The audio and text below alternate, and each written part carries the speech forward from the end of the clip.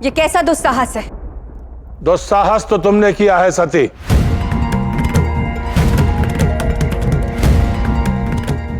घर की इस चौखट को पार करते समय तुमने एक बार भी नहीं सोचा अपने पिता की इच्छा के विरुद्ध तुम उस कपाली शिव को मिलने चली गई।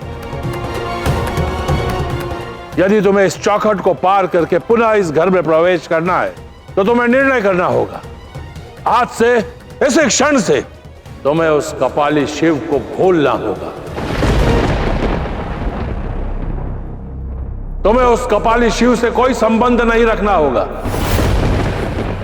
और यदि तुम उस कपाली शिव से संबंध रखना चाहती हो तो तुम्हें इस घर से, अपने माता पिता से और अपने परिवार से संबंध तोड़ना होगा।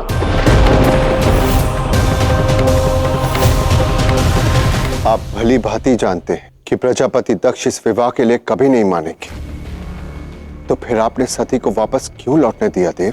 मेरे ऐसा करने के पीछे एक विशेष उद्देश्य है नारायण। मैं प्रजापति दक्ष को एक अंतिम अवसर प्रदान करना चाहता हूं कि वो मेरे और सती के प्रेम को, हमारे विवाह को स्वीकार कर सके। अब ये प्रजापति दक्ष पर निर्भर करता है कि वो अपनी पुत्री सती की बात मानकर स्वयं देवी के कन्यादान का सौभाग्य प्राप्त करते हैं या अपने क्रोध और अहंकार के हाथों विवश होकर अपने ही पतन की ओर अग्रसर होते हैं। शिव ने शक्ति के अहंकार में आकर यह सब नहीं किया, बल्कि उन्होंने तो ब्रह्मदेव के विकार को हरा है। जिस अहंकार ने ब्रह्मदेव के 5वें शीश का स्वरूप लेकर उनके विकार को हरा था, शिव ने उसी का अंत किया है। और यदि शिव ऐसा नहीं करते तो ब्रह्मदेव सृष्टि की रचना कर ही नहीं पाते जहां आज हम वास करते हैं। आपकी आज्ञा की अवहेलना करके मैं शिव से मिलने चली गई। इसके लिए मैं क्षमा प्रार्थी हूं, परंतु पिताश्री, शिव में तनिक मात्र भी अहंकार नहीं है।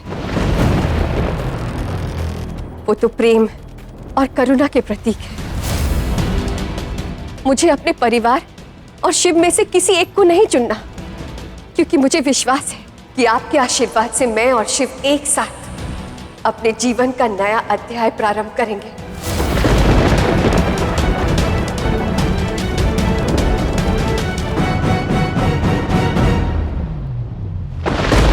आने दो। वो कपाली शिव तुम्हें अपनी बातों से भ्रमित कर सकता है, किंतु मुझे नहीं। मैं उस शिव को, उसकी सत्यता को भली भांति जानता हूं और उसके प्रति मेरे विचार बदलने वाले नहीं हैं। आर्य, सती के पक्ष में मैं एक शब्द भी नहीं सुनना चाहता। सती के लिए मुझे जो निर्णय लेना था मैं ले चुका हूं।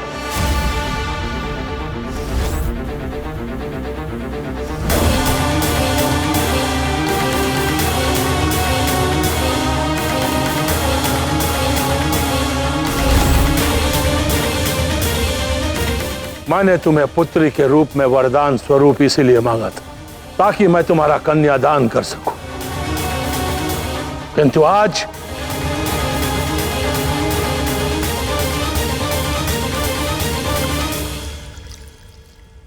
इस अग्नि के समक्ष मैं तुम्हारे नाम का तर्पण करता हूं।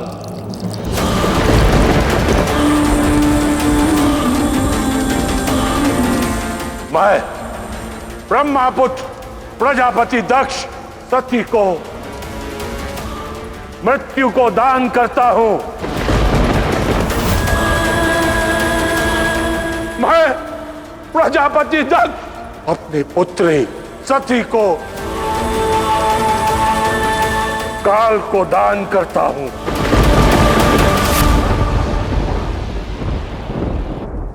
ग्रहण कीजिए।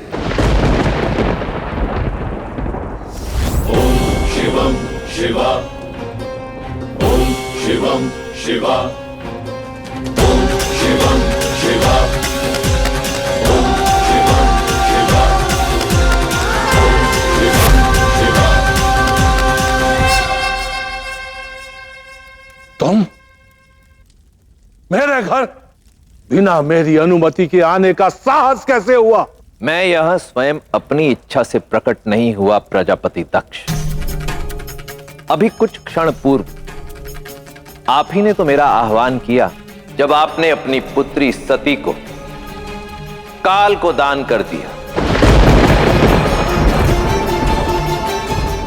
इसलिए महाकाल शिव आपकी पुत्री को लेने आया है।